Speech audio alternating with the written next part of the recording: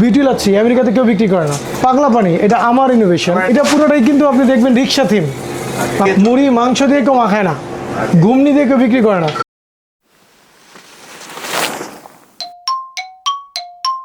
Hello বন্ধুরা, সবাইকে সিয়াম দা Hungary ট্রাভেলার্সে স্বাগতম।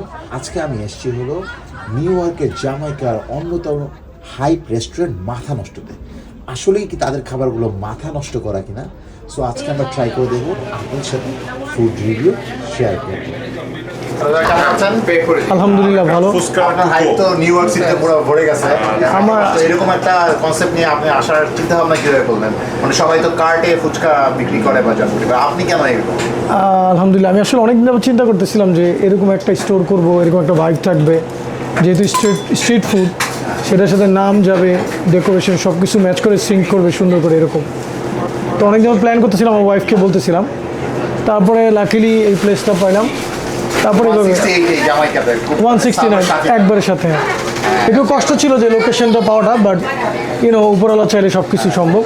মেনুগুলোর ভিতরে স্পেশালিটি কি আছে, মানে কোন জিনিসটা এখানে আসলে মানুষ খেয়ে মজা হবে সবচেয়ে আপনার রেফারেন্স? আমি এখানে নিউ ইয়র্কে তো অনেক ফুড কার্ট আছে, অনেক জায়গায় আছে, সবার কাছে গেলে আপনি ফুচকা পাবেন, বেলপুরি পাবেন, একই জিনিস পাবেন। আমার যে বিউটি লাচ্ছি আমেরিকাতে কেউ বিক্রি করে না, আমি নিয়ে আসছি বিউটি লাচ্ছি। পাগলা পানি এটা আমার ইনোভেশন। পাগলা পানি আমি নিয়ে আসছি। আপনি হালিম পুরো আমেরিকা চ্যালেঞ্জ যে আমার মতো হালিম কেউ বানায় না, বিক্রিও করে না। ফুচকা সস এই যে এরকম 6 রকম টক আসবে। মুড়ি খাবেন, অনেক জায়গায় যাবেন, মুড়ি মাংস দিয়ে কেউ মাখায় না, ঘুমনি দিয়ে কেউ বিক্রি করে না।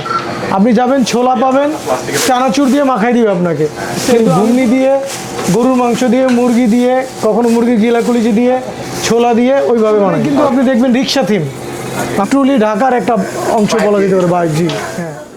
অবশেষে 20 মিনিট অপেক্ষা করার পরে আমরা কাঙ্ক্ষিত ঝালমুড়িটা পেলাম।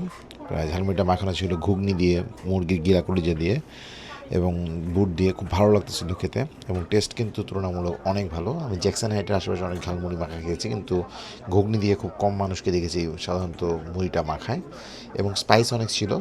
সেটা আমার বলা উচিত ছিল যে একটু ঝাল কম দিতে। তুলনামূলক স্পাইস ভোল্টেজ খুব হাই ছিল ধরতে গেলে।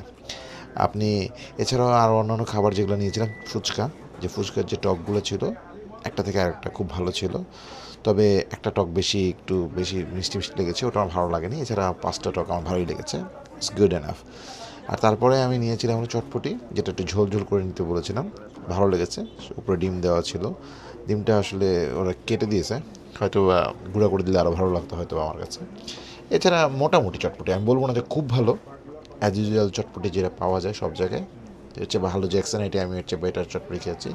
তারপর সবার শেষে যেটা নিয়েছি হালিমটার ভাইবটা যদি বলা যায়, যে আপনি যদি ধারণা করেন যে আপনি ইউএস মতো জায়গায় বাংলাদেশের মতো হালিম পাবেন, তা হবে না।